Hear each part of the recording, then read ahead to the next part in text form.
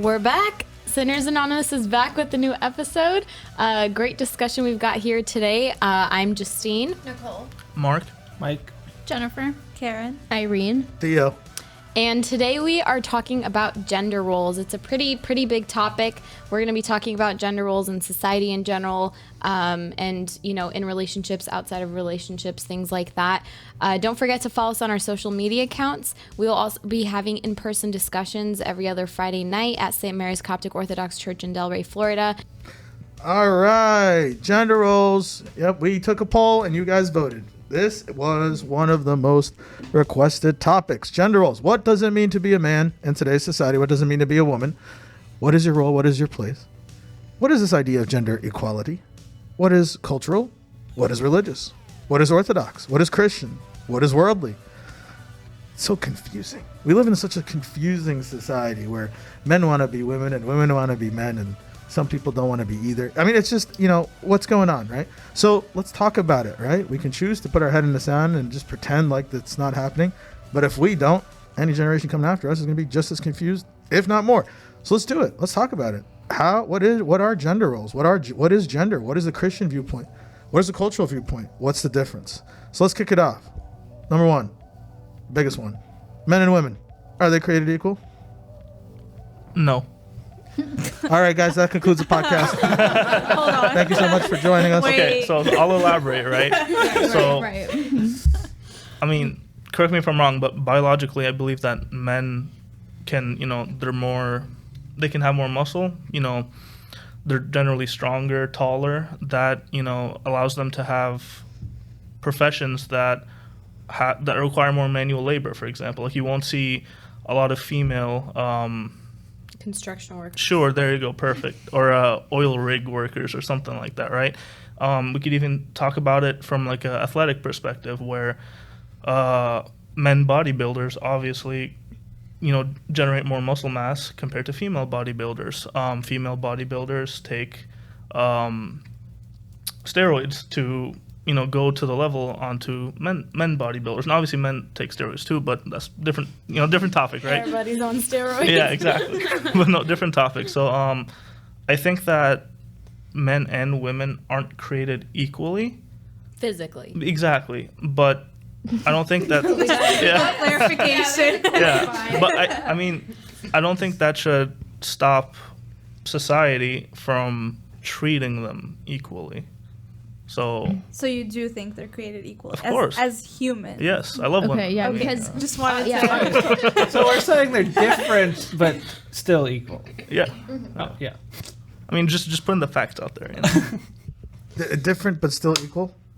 You want to elaborate some more? Yeah. So me and you, we're different. We've got a lot of things. I've got some talents you don't have. You've got some talents I don't have. That doesn't make me more inferior to you. He doesn't or have you're more talents. Sorry. I'm not going to touch that. I'm supposed to be on my best behavior today. Okay, so different but equal. So there are differences between men and women, obviously, right? However, in terms of treatment, in terms of rights, we're saying they should be equal? yes. Yes. Okay. How about someone elaborates on that? So they should be equal, but I think let's maybe get a little bit more specific with how have different cultures assigned gender roles, either present day or past, or in a way that it could affect the present day. Like in society. Right. Okay. Well, I think we can all start off maybe with the Middle Eastern way that gender roles have been assigned, because I think we can all relate to that. Mm-hmm. The stereotypical way that women have been assigned roles are staying in the kitchen, cooking and taking care of the kids, and the guy goes to work and that's it, just comes back home and sleeps. Mm-hmm. Mm-hmm. That's pretty much it. So that's the stereotypical. I'm not saying that's every household, but that's the stereotypical Middle Eastern gender role. And I think sorry, go ahead, Mark. I just want a small thing. I want to point out that we say Middle Eastern, I think, because we're Egyptian, so we can relate to it a lot more, but it's not even a Middle Eastern thing. It's a whole Eastern thing. So if you look at the two worlds, there's the Western world, like Europe, America, and all that. Then there's the Eastern world, like literally everything else, right? And that's the culture there. And if we even take it an extra step, we could even say, South America, I think, might have... Actually, I don't really know. I think off the top of my head. in older Yes. generations, they Yeah. are more traditional Yeah. like that. Yeah. Yeah. And I was going to say, I think it does have to do with maybe, I guess you can say it tends to be in countries that are much more progressive. I think they have much more advanced rules for females other than the traditional rules that you're saying, Irene. Like, you know, if you think about the 50s, or I don't even know what time frame it was, maybe 40s, 30s, I don't know. When the women did have those rules where they would just like be housewives, they would raise the kids, they would cook, clean, and that was it. They didn't work, and the men would work and come back. And then I guess, you know, the Western world, like you're saying, Mark, kind of caught on a little faster and saw that, you know, well, this is not healthy because there were, you know, higher rates of like depression. Children didn't know who their dads were. Dads were very hands off with managing their kids or, you know, developing a relationship with them because that was seen as too feminine. So I think, you know, more in the Western world or in the countries that are much more developed, you can tend to find more female positions or more advancement in the female workplace or in society in general than in the Eastern world or in less progressive countries. So I think it's, you know, just those countries getting up to speed with where everyone else is at.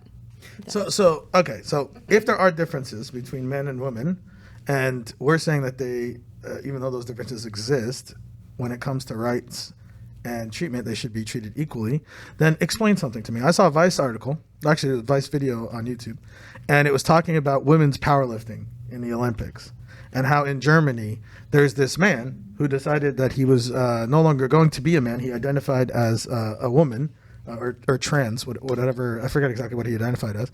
And because of this, the International Olympic Committee was allowing him to compete in the women's heavyweight. I disagree. And what was happening is there are several women to represent Germany that had made this their life's passion, spent years, decades, and now they're coming in second and third place. They have no chance. I'm just going to call what he is, but God made him. It's a he, and he is kicking. You know, he's number one every single time. He's going to represent Germany. It's going to be him. And number two and number three, who have spent decades, are very upset about this, and they're voicing petition after petition, and they're being told, nope, there's nothing you can do. He is a woman. He identifies as a woman. So if we are saying that there is a difference, yet they should be treated equally, is that the same as these people who are saying, you know what, if a man wants to start being a woman and start competing in women's sports, let's allow it? Like, I'm confused. What are we saying versus what are they saying?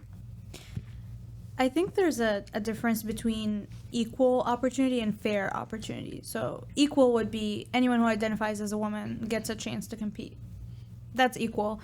But fair is another point where, someone who was created a different gender now wants to switch and start lifting. I mean, that's not fair, right? Because we were saying biologically men are stronger. So if I come in and if a guy comes in, he wants to powerlift, I mean, that's not fair to the women who have been practicing because, physically they're never going to get to that point that they are at, the person that's changing is at. So I don't think that's fair. It's an equal opportunity. And I think that's like a distinction that we need to make is it's also, when you look at it from like a women's rights perspective, giving women an equal opportunity is not the same as giving women a fair opportunity. So just for the sake of clarity, do we believe that if a man decided to be a woman, he can make that decision?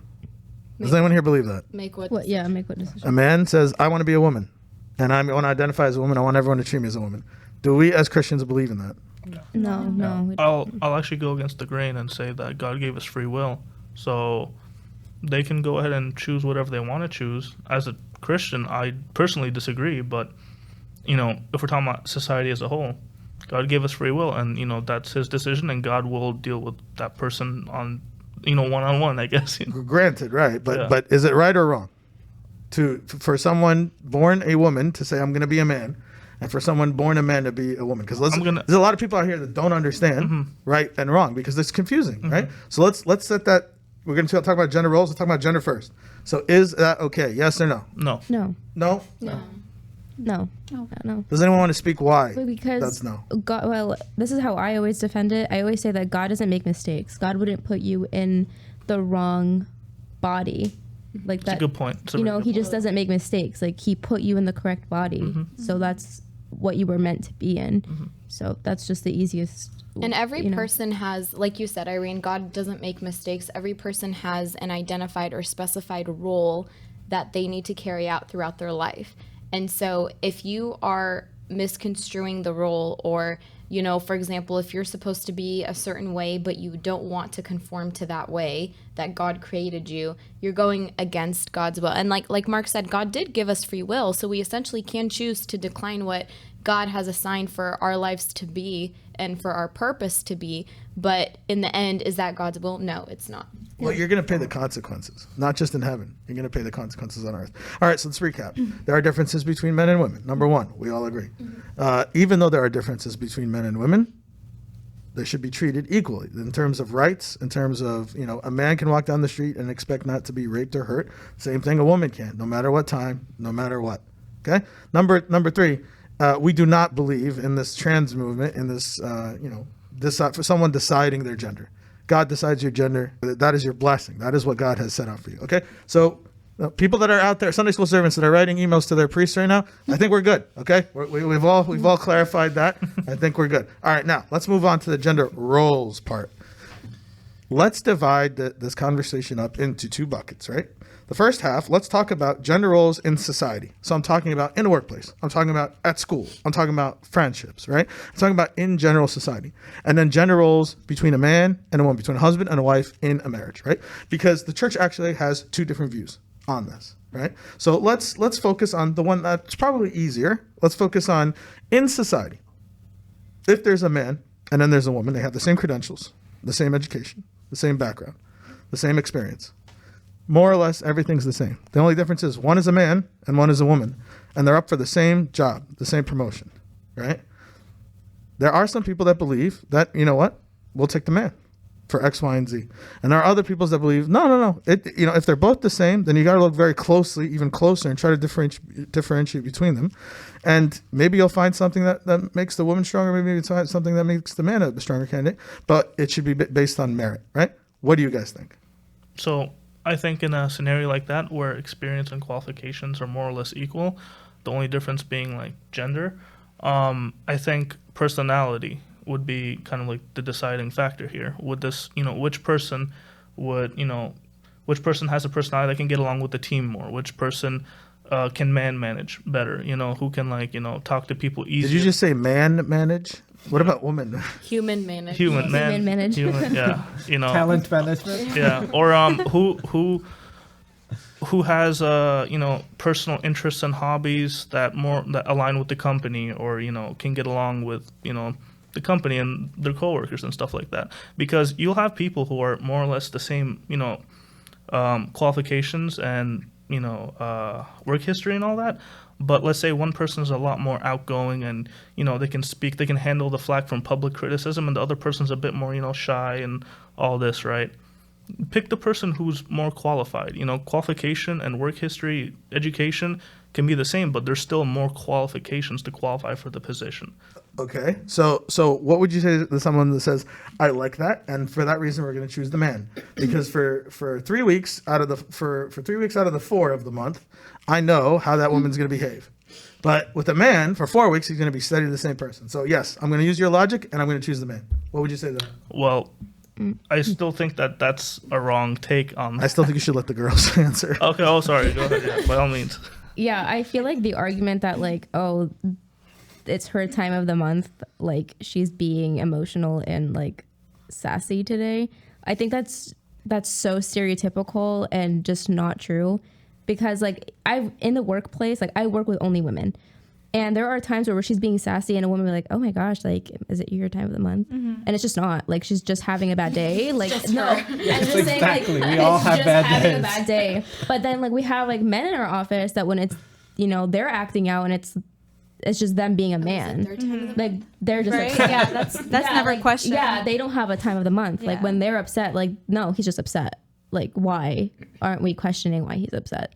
So I think it can be anybody can be emotional either way. If a girl is on her period versus a guy just being emotional, it can go both ways. It's all about personality. Yeah, there may be some females who are a little bit more dramatic, but maybe they're just dramatic in nature. Or some girls who are chill and nothing really happens to them. So again, I think it's like scenario by scenario situation. Right. I also don't think it's fair because I've, at least in the tech industry, it's a lot more male dominated. So I've worked with a lot of men, and they're just, when someone's having a bad day, it's a bad day. Like, you can't say, oh, this is, they're going through something or it's their period. Like, I just don't think it's a fair justification when someone's having a rough day to say that, because men and women are both subject to it. I think the whole, it's that time of the month, is going to affect her mood or whatever. I think it's kind of like a joke that's been overused to the point where like, oh no, this is like real, and it's like, no, like this is dumb. You know what I mean? Like Justine said, I think like everybody can be emotional. There can be guys who are just like insanely emotional and bipolar, for example. Like just flipping on you in like a minute or seconds instance, right? Compared to a woman who's more like strategic and calculated, who can handle her emotions very well, who knows that it is that time of the month. I'm gonna be extra emotional. I have to keep that in mind and hold it down at work. But it's a stupid opinion, I think, on the topic.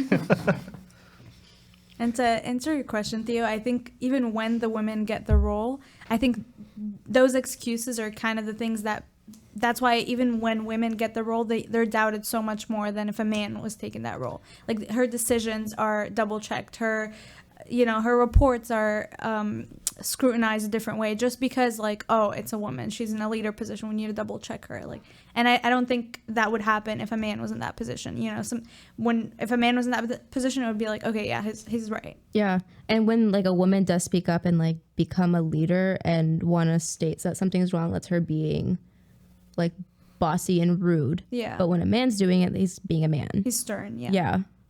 So let's talk about that for a second, because I've met a lot of men is not in control of their emotions. So for someone to come and tell me, actually, women are so emotional, I don't think they're fit to be leaders, I'm just going to cock my head to the right and say, really? Have you seen this? Have you seen that?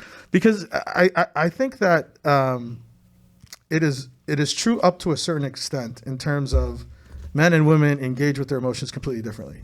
I would agree with that. I don't know about you guys, but I think men and women deal with emotions very differently. And they have different talents that God has given them, and they're affected by emotions differently.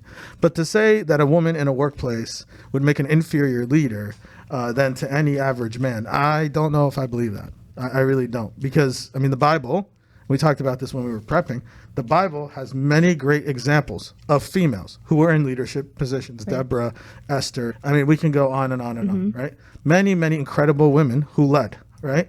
Now, of course, there's more men than women in the Bible who led, but you have to look at the Bible as a historical literature just as much as it is spiritual literature. And at the time, there just weren't that many opportunities for women to lead, right? But when they led very well, right? Rahab, I would call her a wonderful and powerful and brave, very brave. This is a prostitute who lived in Jericho, right? A prostitute. She has no standing. She has nothing. She's considered the dreg of society, the bottom of society. And yet she took it upon herself to save Joshua's spies because it was the right thing to do. And she was very brave. And when she was questioned, and she protected those men. And in the end, God saves her, right? So women can be leaders, men can be leaders. In the workplace, everyone should have equal rights, right? And it should be merit-based. Is it always going to be like that? I think we're all smart enough and old enough to know that's not what happens.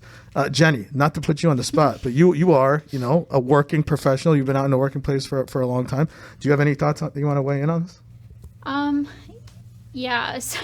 So I think going back to your question about, if you have a man and a woman who both have, same credentials, same experience, same everything, and they're both offered the position, who are you going to hire? And, if you take what Mark said, like, oh, okay, well, let's see how does this man work with this team and how does this woman work with this team? Okay, well, what if you have a team of all men? Naturally, they're going to want to select the man just because, we're all more comfortable with, people like us. I'm comfortable in a group of my girlfriends more than I would be in a group of guys. So naturally you would want to gravitate towards that. But, how does that woman get, she's as qualified. How does she get the opportunity to prove herself and to show that she is just as capable? So, in those situations, if you talk about, like diversity and inclusion committees and opportunities, even scholarships for diverse people. That's just a way, I think, to level the playing field and kind of give them the opportunity to get their foot in the door. We're not saying that, you should lower the standards to accept the less diverse, or to accept the more diverse people, but we're saying that you should level the playing field and help them get their foot in the door that way. So, I mean, that's just my opinion, is that sometimes we just need that extra push to get women involved to prove that they're just as capable as men. It's not favoring one over the other. It's just, giving us a chance that we might not otherwise have. That's a really good point. Actually. Definitely. It's more about keeping an open mind and being, even in that group, if it's all men and you're trying to hire someone else, you may need a feminine perspective. I think part of the issue with the leadership, and one thing that you brought up, and I'm going to say something a bit controversial, when you talk about leaders in the Bible and women leaders in general, I think there's one issue. There's some people that try to lead, some women that try to lead, and they try to lead like a man would lead. And they don't use the talents that they have at their disposal, and they're just trying to copy the men leaders. That one may not be as effective a leader. But if she uses her own talents that she has as a woman that no man can bring, then she's going to be an amazing leader. Like Esther. Yeah. Yeah. To add on to that, just came to my mind right now. We were talking about emotions and a man being emotional, women being emotional more, or whatever the case may be. I think that emotions are very, very powerful. And if a woman knows her emotions and know how to handle other people's emotions, compared to a man who's been raised to be stoic and not to show emotions and very stern and, leadership, maybe the woman might actually perform better, going up to people. Let's say she picks up on one of the team members having a bad day, takes them to the side, and speaks to them about their emotions, gets them to feel more comfortable. So maybe this is actually an advantage than a disadvantage. Absolutely. What is the primary identity of our Lord? And He's many things. He's omnipotent God. But what is His primary identity, His primary focus? He's a father. And you can't be a father if you don't have A mother. children. No. What did you say? A mother. You're not wrong. You're not wrong. But yeah, no, this is a father who wants many, many, many, many children. And so gender exists so that the children of God can prosper and multiply. And the promise He made to Abraham, which is the very first promise God makes to a chosen one, if you will, unless you count what He told Adam. But anyway, he tells Abraham, your descendants will be like the sands of the world. There's so much sand on the beach. Can't even count every granular of sand. Your descendants will be that plentiful, right? So gender exists for that purpose. It exists so that we can have, so we can procreate and have relationships and have families and have marriages and create children and give God His children and raise those children in God's image. And the family of Christ continues, right? That is the primary role for gender. But it also serves subordinate roles. And part of that is, there are strengths that we talked about at the beginning. There are differences between man and woman. There are strengths that man has and weaknesses that men have. And there's strengths that women have and there's weaknesses that women have. And they complement each other. When they're working in cohesion, when we're working in communion with the Holy Spirit, then those strengths and weaknesses are complementing each other. So to sit here and say, no, women are inferior to man, is very different than what the Bible says. So when it comes to society, everyone should have the right, if they work hard, to achieve the same goals, the same stuff. Everyone should have the right to walk down the street, and regardless of what they're wearing. Again, they, like you said, it's free will, right? You probably, if you're a Christian, you shouldn't be dressed provocatively. But hey, it's free will, right? God gave you free will. You only want to walk down the street at 1 o'clock in the morning and you're not dressed appropriately. You have the right not to be hurt, not to feel fear. You have that right. That is your right. Nobody should be hurt. Nobody should be abused. You should have the right opportunities. You have the right to not be gawked at or called names or catcalled. Absolutely. These are human rights that everyone should have, men and women. But what about in a relationship? Well, one thing though, you have that right for sure, but you can't expect that is necessarily going to be what happens. Like if I leave something really valuable in the front seat of my car, I can't expect that someone might not break in and steal it. And so, yes, no one should be stealing, but it's possible. We live in a broken world. We live in a corrupted world. And so we have to take certain precautions. Well, this is why I'm gonna let Karen answer that. Go get him.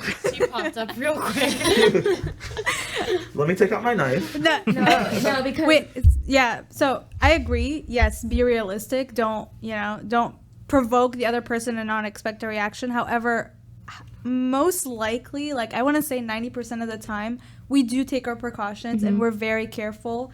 And I mean, you take as much precautions as you can, and we still get catcalled. Yeah, Well, that's I wouldn't say you're provoking the other person. I'd say that other person has a problem. No, yeah, and even so when, I agree with you in that. Yeah. Even when we do take our, it's like it kind of sucks because a lot of women do get blamed for that, but at some point it's like, what else can you do? Like you're dressed fine, you're walking. Sometimes even with your parents, like when I was walking in Egypt with my parents, they would still do it. So the blame. If you're dressed provocatively, that's a different story. But if you take your precautions, I mean... No, the blame is still on the guy. Yeah, Whoever's doing the wrong thing, the catcalling, the stealing, Yeah. the blame is still on that person. Yeah. That doesn't change the blame. But you have to say to yourself, well, I'm going to take these this is what I want to do. Like, in terms of, it is safer for me to do that so that I don't have to deal with the consequences afterwards. Mm-hmm. Should I have to do that? No. You shouldn't, but it's sort of what happens. I think that obviously, we're talking about our culture and everything to dress He's respectfully and treading so everything. lightly. Yeah. No, because I agree with everything that was said, but there are some people out there who do go out and they dress provocatively on purpose for a reason, obviously. I mean, can we all agree on that? Like, okay. No, because all right, even Okay, go. because even if a person, we can't assume that is their intention. Mm-hmm. That's a good point. There probably are people out there dressing provocatively on purpose. Mm-hmm. There also are people that just don't know better. They just don't know better. That's a good point. So we can't like walk into the world, you're like, okay, she's doing it on purpose, she's doing it by accident. Like we just don't know their intention. So it's just best to leave them alone. Right. Just don't bother them. That's a good point, but I mean, Also- my whole point was just like, if you're gonna, let's say someone does have that intention, right? Obviously, we don't know, we can't judge, it's not our role, right? Right. But let's say someone does have that intention, and something happens. Like, is it cruel to say like, what did you expect? No, or something like that? because Okay, all right, I'm sorry. Well, reverse it. So if you're on the beach and you take your shirt off and you're just walking with your shorts, am I safe to assume that you want me to come approach you and touch you? Well, no, but that's the beach. Okay, never mind. Okay, you're not at the beach. You're just walking around. Okay, all right. You see my point? Yeah, Like it's still not fair to assume that she dressed provocatively. She wants me to go do that. Yeah. Right. Well, I mean, Yeah. that's not when I said, I want, like, I dress provocatively, I want people to do this to me, but like, I feel like this kind of veers into a different topic on, well, no, it's kind of the same topic, but like to express yourself or to show like, I want to dress this way, I think I look good this way, I want to show myself off, right? Which is, I mean, okay, I guess, like, that's fine, but like, it gets dangerous. I think what Michael was trying to say was like, it gets dangerous. Like, if I leave something valuable, or if I'm showing off something valuable, and then somebody comes up and like robs me or something, it is like, was that like the smartest thing to do? I'm just bringing up points because I understand what you're trying to say. Like you're saying like because that's what he was saying. It's like the world is cruel. Like that is going to happen. Like sometimes there's absolutely nothing you can do about it, and sometimes you just have to be cautious. Mm-hmm. Like you can't, if you're gonna walk around like in an alley. I mean, you have to be cautious. But even I wouldn't walk around in a dark alley in the middle of the night. Yeah, exactly. Yeah. But I mean, if we want to talk about gender roles, and we're talking about women in our society, even nowadays, have been looked at or talked about more as a commodity or an item more than a human being. So if you look at movies or listen to music or shows, whatever it may be, women are very sexualized in our world to be more appealing. So obviously the men in this world, they are influenced by this society and by this idea, and they follow it, So it's kind of like, unfortunately, everybody is kind of pulled into this trap that, that the entertainment biz is kind of trying to throw out there. And yeah, it's wrong. And yeah, it's not correct. And women shouldn't be itemized like that, but it's happening, and I think, and that's kind of what I don't want to get into feminism, but that's kind of what like the original feminism movement was going towards, was really making equal rights for women, really standing up for themselves to make sure that they weren't put into a situation where they're just there just to be a trophy wife or just to sit at home and have the kids and that's it. They wanted an equal opportunity, like you were saying earlier, Karen. Or being in an abusive relationship and everyone thinks that's okay. It's not. Right. And she can't leave, but the guy can. Yeah. Yeah. Yeah, and it's obviously like way harder for a woman to leave. So Right. And I actually, to your point, Justine, when you said like women are a lot more sexualized, and I think part of that is because our society gives so much slack to men, especially when it comes to like reputation or, whatever. If a guy goes out and he gets to know so many girls, he's like, pat on the back, like good job. But if a girl does that, she's a bad word.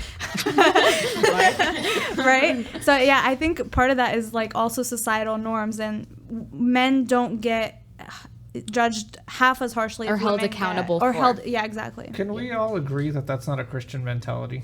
To say that a man can go around and just do whatever he wants and be with as many girls as he wants, and a woman can't, that's not Christian. We're all called to be pure. And so, yes, that is the way that society is, but that isn't the way that we should be. I think I agree with you. I definitely agree. But I think like practically speaking, that's not the case. Practically speaking, culturally, it has to do, culturally speaking, practically speaking, of course, men and women are given the same, before marriage, you're supposed to be sexually pure.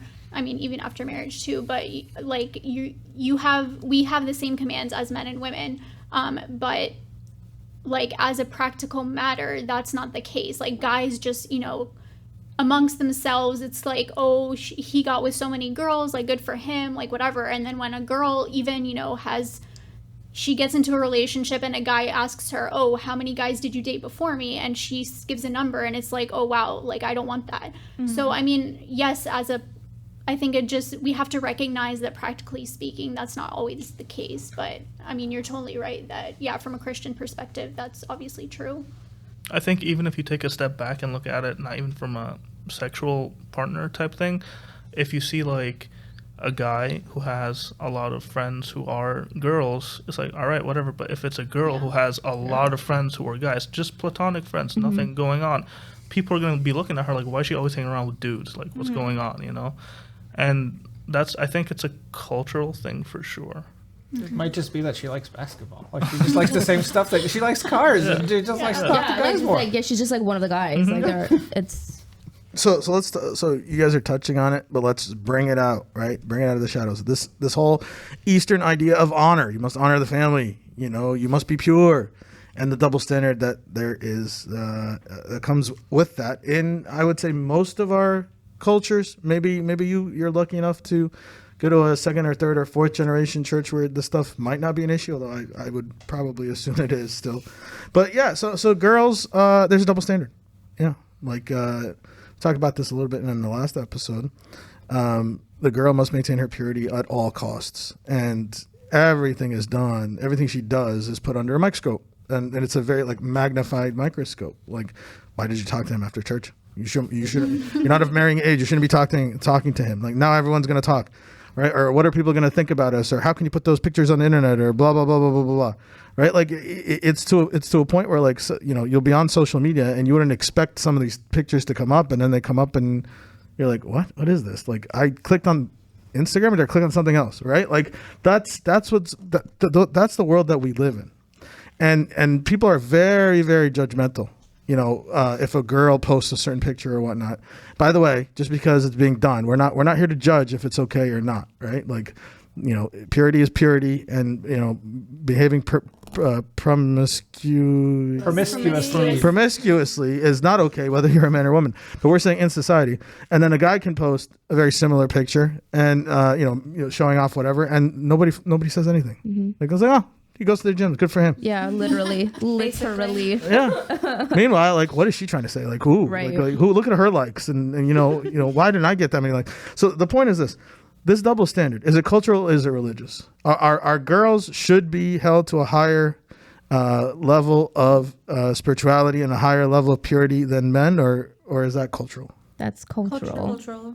So, I do think it's cultural as well. I just want to point out one thing that, I don't think it comes from like we're talking about the double standard here, right? So I think it comes, like, a big part of it is like to protect, the honor, I guess you could say. Okay, like, I'm thinking about it from like a parent's point of view, right?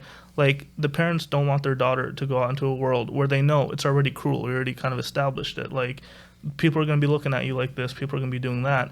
So, they're going to try their best to protect you from that. They don't want you to be, mixing with that stuff and people to look at you that way. And, like, your brother might not want you to do that because of this. And there is a double standard. Is it, like, is that a good thing? Is it a bad thing? I mean, I'll throw that out there for us to discuss, but... Yeah. I think that's wrong. Okay. No, it is. It's wrong. Like, straight up, that's wrong. Like, that mentality that, like, oh, the world is so bad, so we have to protect her and keep her pure, and her older brother and her father don't want to see her, like, be corrupted, you know what I mean? Yeah.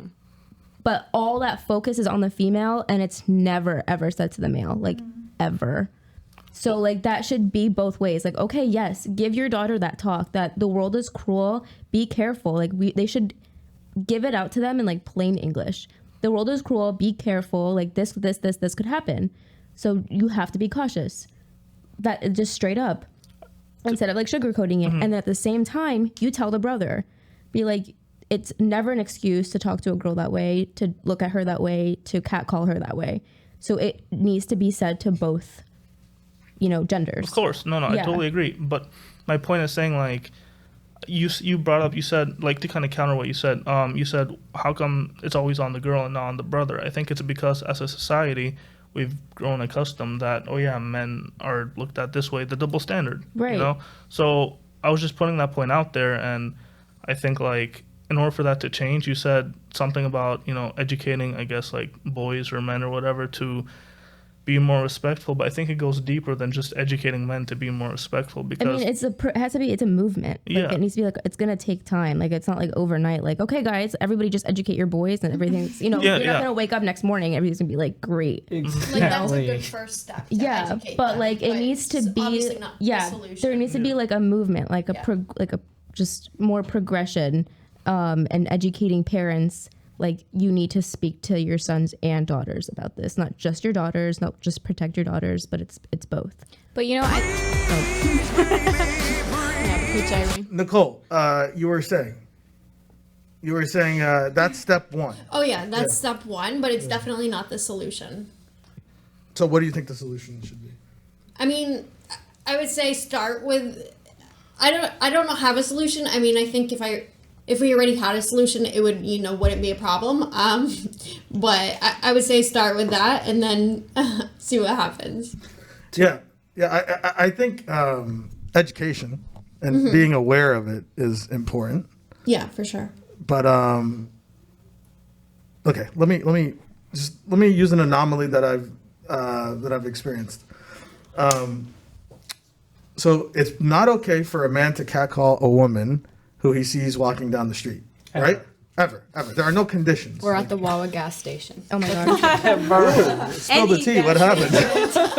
There's actually a meme that's like, Are you gonna call me beautiful, or do I have to go to the gas station? Right. Oh, really? Yeah. Because it's just so well known. It's just so common. That Yeah. So that's not allowed. That's a no-no. But then why is it okay when a girl posts a picture of herself? It could be in her Easter dress. Nothing too that it's okay for boys to, like, comment under her, like, emojis. That I don't understand half these emojis, but I don't think they're all nice and clean. Right? I'm pretty sure. Right? That's okay. And then that's liked, and then she gets a response. So what's the difference? Right? What's the difference between catcalling someone in public and then catcalling someone in virtual media? You're both objectifying the woman for nothing but her physical looks. You're both degrading the woman because that's all you're valuing, her physical looks. Like, explain to me why one is accepted and one is not. Next time on Sinners Anonymous. You're supposed to be pure no matter what. And I feel like there's this cognitive dissonance that happens when that old school mentality, like when you don't talk to your son, like would you want that your son doing that to your daughter? Right. No. Would you want them to do that to your mother? No. So then think about every woman, every girl that you meet as your mother or your sister, and how would you like to treat her? Yeah. So why are we introducing that into someone's psyche? Because that's something the devil can latch on, right? Like, so who's at fault? The girl posting the picture, the guy commenting on the picture, or Mark Zuckerberg for creating Facebook? Like, who's at fault? Families early in the days, or even families nowadays, they used to, maybe even in our culture, they have pre-assigned roles where the woman is the caretaker of the kids, the birther, the cook, the cleaner, laundry person, everything, and the men are the breadwinners.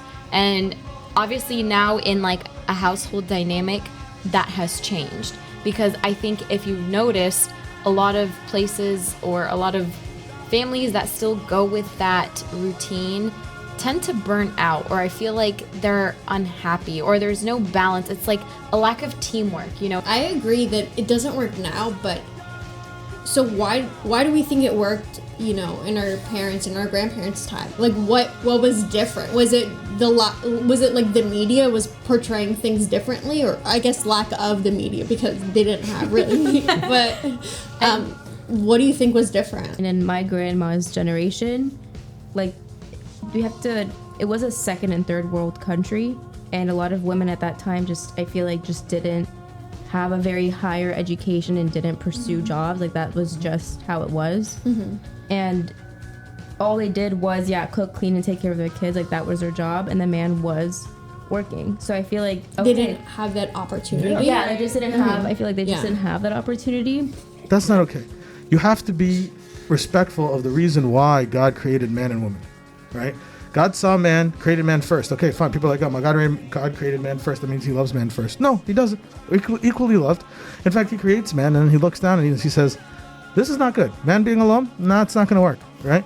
I did the stars and the heavens and the sun and the earth, and I said, and it was good.